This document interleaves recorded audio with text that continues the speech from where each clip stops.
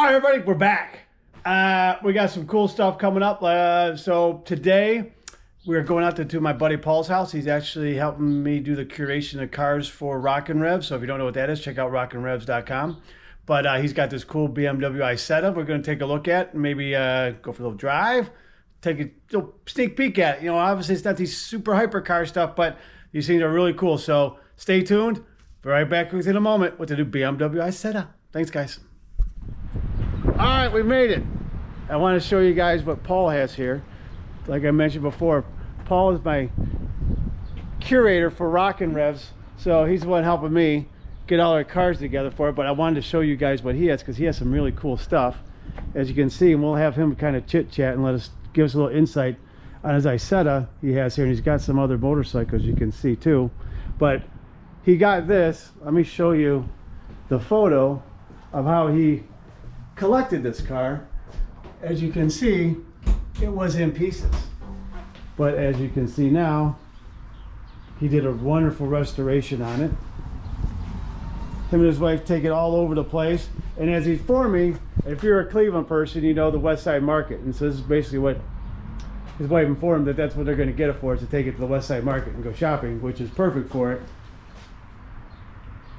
to get down there. But he gets stopped many times because people want to know what it is, and he always has some fun stories to tell people because people are clueless about what it is. But as you can see, this thing is outstanding. He did a fantastic job. You can see the interior inside. He uses the correct wool that's inside for the seats, so this thing's a lot of fun. The thing's fantastic. You don't see many of these running around, especially in Ohio. As you can see, then he's got his Moto Guzzi, which he just picked up. When did you get that, you said? 2 years ago. Got it 2 years ago. So he's got that thing. That thing's fantastic. He's got these custom bags made for it. You would think that they were sold with it, but he's got a lot of cool stuff on here that he got custom, that was done on it, and just kind of made it his own. Got the clip-ons, had those been done up. Got this piece. Actually, most of the custom stuff was made on that. Oh, he made it all. You can see.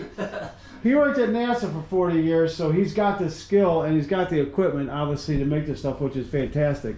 You know, having something like that, acquiring that, one is a nice little tough job to do, but getting into your house is a whole nother story. Yeah, it weighs about 3,500 pounds. Yeah. So that's a whole Actually, nother thing. it weighs 5 times more than the car.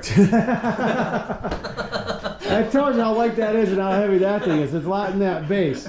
That gives you a little breakdown of it. So trying to move that, getting that over here is just, poof. Yeah, that's an accomplishment. 750 pounds, that weighs 3,500 pounds.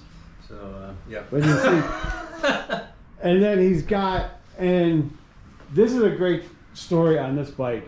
How many you say were? Kind of tell the story on it again. There's about 24 in the world. Yeah, so I mean, a 1939 R51. Now he's got the documentation over there, and he's pretty sure this is the only numbers matching one that's left in the world. Right. So I mean, that tells you something. And as we were discussing before we started filming, is, you know, that time of year we had World War II starting, so a lot of bikes, a lot of steel, a lot of metal just got melted down, got used for, you know, the wrong purposes. So a lot of stuff had to get kind of smuggled out. And did this come through Canada? Is that what you did? Yeah. So it was one of 3 that got shipped out to Canada before the, you know, all hell broke loose. Right. No, I actually went to Canada to get it. Oh, you picked it up in Canada to boot. Yeah. So that tells you right there. But it's in, now what registration or anything did you do on this? Sarnia. Sarnia. Wow. Well, what shape was it in when you got it? Pretty much as it is. It turned out the engine was not built properly. Yeah. So I had to just completely rebuild the motor. Mm-hmm. But everything else was pretty much there? like you see it.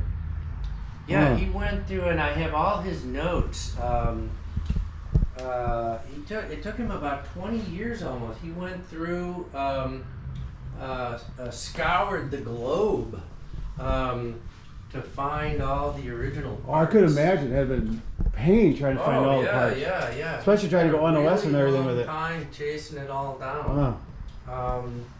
But actually, the hardest part, you know, it's interesting with really old stuff. you don't really own it.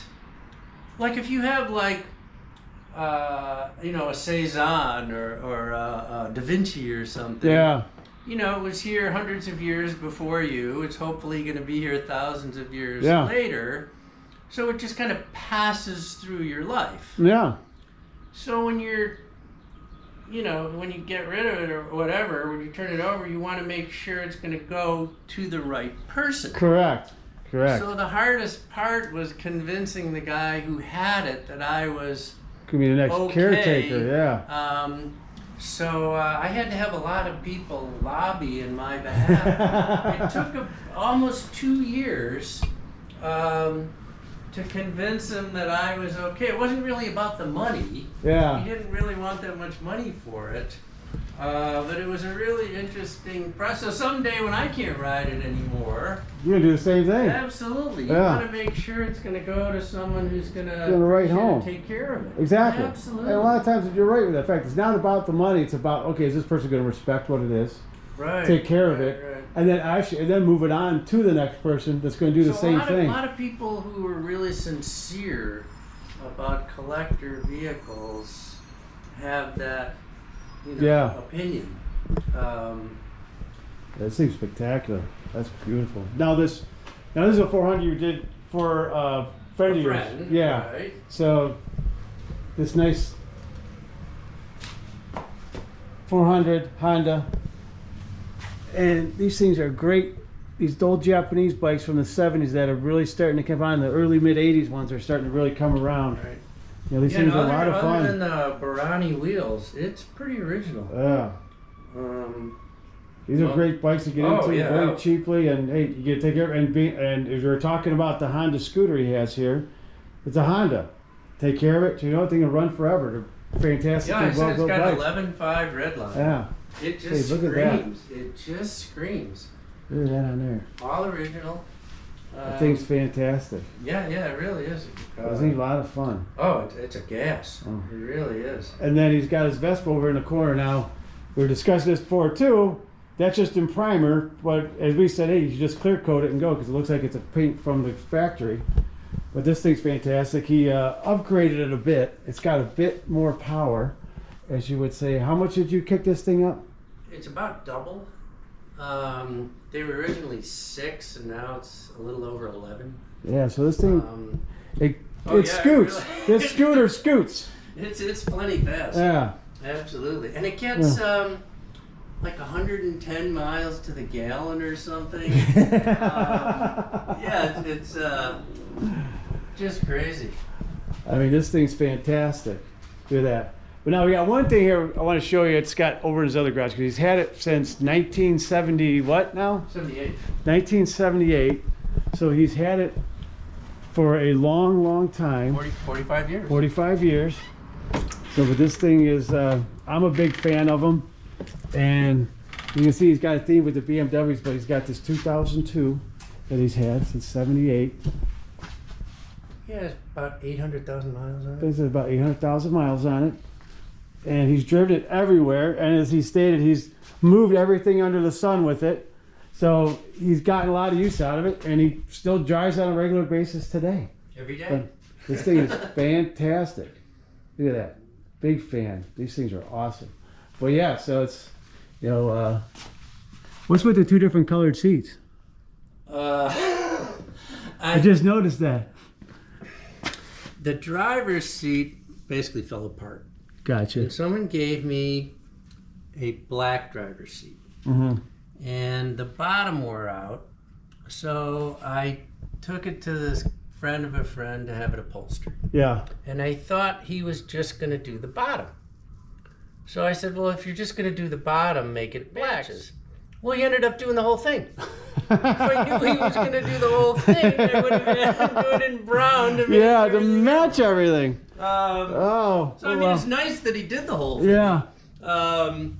But I told him to do it in black because I thought he was just going to do the bottom to match the back. That's funny. Yeah. He did a really nice job. You can't see Clyde too well. That's my That's my road mascot, Clyde, there, which Can you take a see? There's Clyde. mostly keeps people from that a- screwing around with my car. Yeah, they see that. They're gonna think voodoo going on. Yeah. Is that a factory sunroof? No. Okay. No. A friend of mine put that Put that in there. Right. He's a big vintage Porsche guy. Did that for me. So there you go. We took a little quick tour of Paul's stuff. So I wanted to show everyone that stuff's fantastic. So as I said, check out the Rock and Rev site. If you got some stuff you're going to want to show for next year, check it out. We got the applications. You'll know where it's going to because Paul's the one that's going to vet those lists and see what we got. So until next time, appreciate it, guys. Bye.